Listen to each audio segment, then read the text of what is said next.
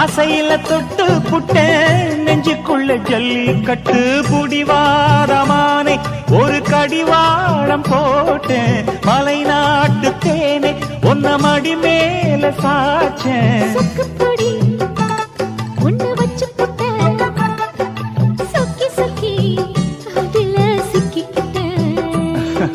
கிச்சிலி சம்பா குத்தி எடுத்தே மொச்ச குழம்பும் வச்சு எடுத்தே ஆமாடி அதுக்காகத்தான்